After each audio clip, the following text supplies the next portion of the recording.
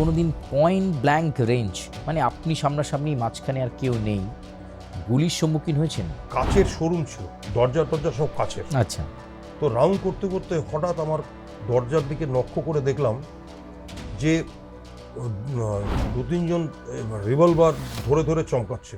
তো গুলিটা যখন ট্রিগারটা টানলো, মুহূর্তের মধ্যে আমি ভাবতেও পারিনি যে একটা ইউনিফর্ম পুলিশ অফিসারকে ওপেন গুলি চালাবে। একজন রিক্সা চালকের 9 বছরের মেয়েকে ধর্ষণ এবং খুন করা হয়। মূল অভিযুক্ত 4 জন, আপনি ছিলেন ইনভেস্টিগেটিং অফিসার। 9 বছরের মেয়ে উলঙ্গ অবস্থায় পড়ে আছে। গিয়ে দেখলাম যে তার যে ভ্যাজানাল ক্যানেল থেকে ঝিল্লি বেরিয়ে এসছে নিচের দিকে। পোস্টমর্টমের জন্য নিয়ে যাওয়া হলো। গলাটা যখন কাটা হলো পোস্টমর্টমের সময়, দেখছি যে মাটি আর প্লাস্টিক ঢোকানো। আসামিকে আননোন কেস লিখলাম। খবর নিয়ে আমরা 67 জন লোকাল লোককে ধরলাম, 67%। কারণ পোস্টমর্টমের সময় professor of forensic state medicine বলল মেয়েটার মুখের মধ্যে পিঠের যে আঁচড় দিয়েছে তার চামড়া লাগানো আছে।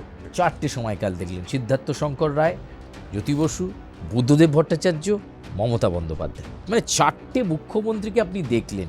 কি মনে হয় কার আমলে বেশি পুলিশের ওপর খবরদারি বা আঙ্গুলি হেলন হয়? যেমন আপনি যদি আমাকে জিজ্ঞাসা করেন আমি 40 বছর চাকরি করেছি, তাতে কাকে আপনার মনে হয়েছে পলিটিশিয়ান হিসাবে 100% অনেস্ট? তো I say certainly Runu Guha নিয়োগীর জেলের অর্ডারের পর কোর্ট থেকে তাকে কর্ডন করে নিয়ে আসছেন। বাইরে প্রায় 450-500 নকশালের কর্মীরা ঘিরে ধরল। রুনু গুহনিয়োগী এবং তার যে টিম সবাইকে কনভিকশনের অর্ডার দিয়েছে, কিন্তু এই কনভিকশনের অর্ডারটা খবরটা ওরা বাইরে থেকে যিনি অর্চনা গুহ, যিনি অথর্ব হয়ে গেছিলেন, যিনি ইনজিওর্ড ছিলেন, উনি স্ক্র্যাচে করে এসেছিলেন এবং ফলোড বাই 400-450 নকশাল ঘিরে নিয়েছিলেন। আপনাকে আমরা 10 মিনিট কি 15 মিনিট সময় দেবো এখান থেকে, কোর্ট থেকে আপনি তৎকালীন যে রাষ্ট্রপতি তাকে সততার জন্য তাকে রাষ্ট্রপতি পুরস্কার দিয়েছে সে বছর। ওইসব দেখার পরে আমি ভাবলাম বাপ, এটা সাংঘাতিক ব্যাপার। রাষ্ট্রপতি তাকে সততার জন্য পুরস্কার দিচ্ছে আর আমি ওকে ধরতে এসেছি। এই রশিদ খানকে যদি আমি আর্মসটা দেই, রিভলভারের লাইসেন্সটা দেই, তাহলে এই রিভলভার তো লাইসেন্স রিভলভার দিয়ে অনেক লোকের খুন হবে।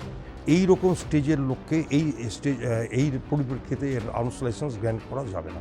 হোম সেক্রেটারি চাইছে না রিভলভার লাইসেন্স, চিফ সেক্রেটারি চাইছে রিভলভার লাইসেন্স, আমি চাইছি। তৎকালীন মুখ্য সচিব, স্বরাষ্ট্র সচিব, তারা বলছেন যে রিভলভার লাইসেন্স দিতে হবে, সত্তার রশিদকে রিভলভার লাইসেন্স দিতে হবে। হ্যাঁ, বেশ। আর আপনি রিগ্রেট করে দিলেন।